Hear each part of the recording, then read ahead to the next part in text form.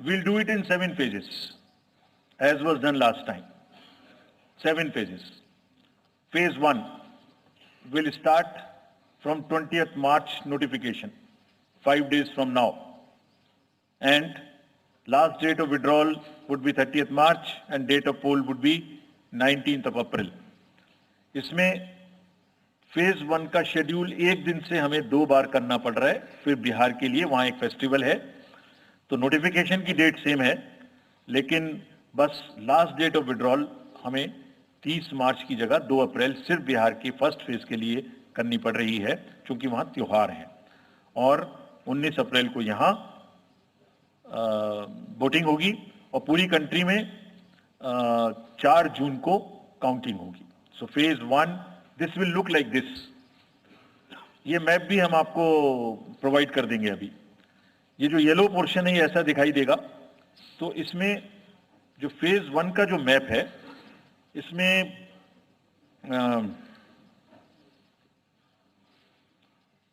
North east नीचे Tamil Nadu, Rajasthan, centre में छत्तीसगढ़, मध्य प्रदेश और उत्तराखंड, और ऊपर में जम्मू कश्मीर की 1 पार्लियामेंट्री कॉन्स्टिट्यूंसी। ये येलो फर्स्ट फेज का आपके सामने में मैप है।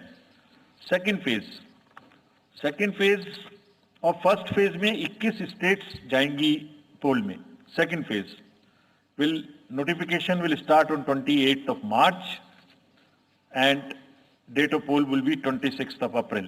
Similarly here in case of J&K, because of the some holiday, the date of one day would be different, date of security of nomination would be different, but date of gazette notification or date of poll would be common.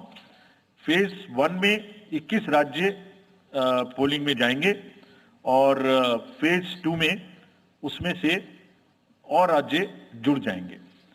So this is the map which would be phase 2, जिसमें हम north east में काफी जगह चुनाव को complete करते हुए, तमिलनाडु में कंप्लीट करते हुए सेकेंड फेज में राजस्थान को भी कंप्लीट करेंगे। Phase 3 would be from 12th of April and date of poll will be 7th of May. इसमें भी टोटल 12 स्टेट्स उस समय में जा रही होंगी और इस फेज में 3 नए राज्य में चुनाव शुरू होगा। इसका मैप कुछ इस तरह से दिखाई देगा। राजस्थान हम कवर कर चुके होंगे, तमिलनाडु कवर कर चुके होंगे, केरला कवर कर चुके होंगे, गुजरात इसमें कवर कर लेंगे, नॉर्थ ईस्ट पूरा कवर कर चुके होंगे और हम नए राज्यों को मिला के 3 इसमें नए राज्य भी जुड़ेंगे। फोर्थ फेज में 18 अप्रैल को गजट नोटिफिकेशन होगा और date of polling would be 13th of May. Date of counting in the entire country would be 4th of June for all by-elections, for the assembly elections, for the parliamentary elections. इसका map कुछ इस तरह का दिखाई देगा। इस समय तक हम इसमें Telangana, Andhra, Orissa would start and by that time other than that entire South India would be complete, entire Western India would be complete, North East would be complete. और फिफ्थ फेज 26 अप्रैल से शुरू होगी और 20 मई तक चलेगी। 20 मई तक डेट ऑफ पोल होगी, बीच में नॉमिनेशन, स्क्रूटनी और विड्रॉल की डेट्स रहेंगी। Counting of course is 4th of June.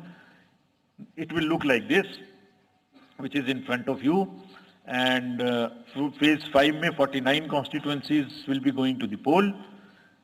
Phase 6 में 57 constituencies will go to the poll, starting from the gazette notification on 29th of April and finishing on 25th of May 2024.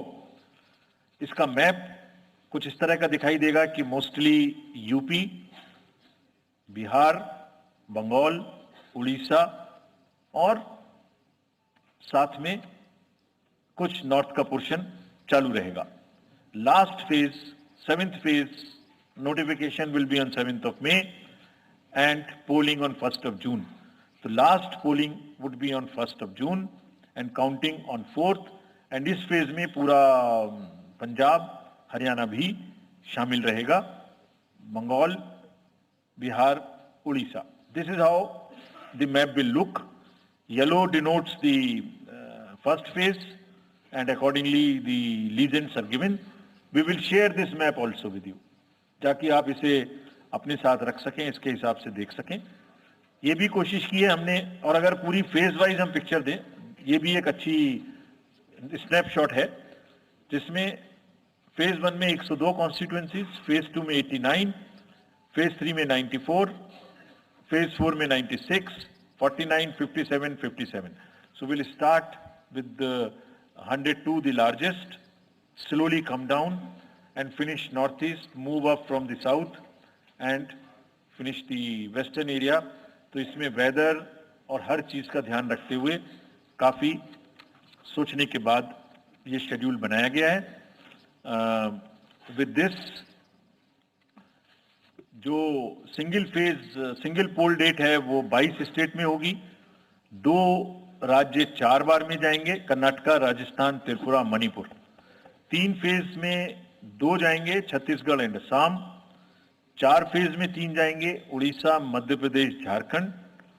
5 phase में 2 जाएंगे, Maharashtra and Jammu Kashmir. Jammu Kashmir की हर parliamentary constituency के लिए 1 phase होगी. और 7 phase में 3 जाएंगे, Uttar Pradesh, Bihar and West Bengal. With this friends, I and my address and thank you very much. Thank you, sir, for those detailed remarks. Please hold on. So, you raise your hands, हाथ खड़ा कर दीजिए. माइकर्स आपके पास आएंगे. तो we will start with you in the first row. Where are the micers? आप आइए, इनको दे दीजिए. जो CC sir will take 4-5 questions at one time. So after that we'll take the next person. Yeah. Sir, मैं मोहित दुबे हूँ news nation से. Sir, मेरा सवाल ये है कि आपने 7 चरणों में मतदान ये करवाया है. बहुत बड़ी चुनौती है क्योंकि दुनिया का सबसे बड़ा लोकतंत्र हिंदुस्तान है.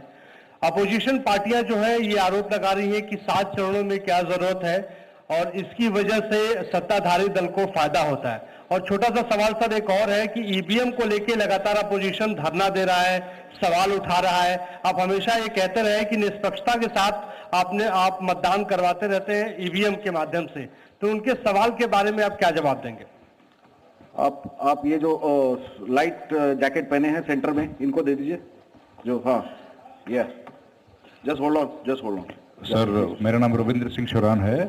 I would like to ask कि जो आपने बताया कि 3500 करोड़ रुपए को सीज किया, उसके बाद कार्रवाई कितने लोग जेल गए, कौन कौन सी पॉलिटिकल पार्टीज इन्वॉल्व थी, और जो लीकर सीज किया गया उसमें कितने केसेस रजिस्टर हुए, उसकी डिटेल्स इलेक्शन कमीशन हमारे साथ कभी शेयर करता नहीं है आफ्टर द इलेक्शन हैपेंस.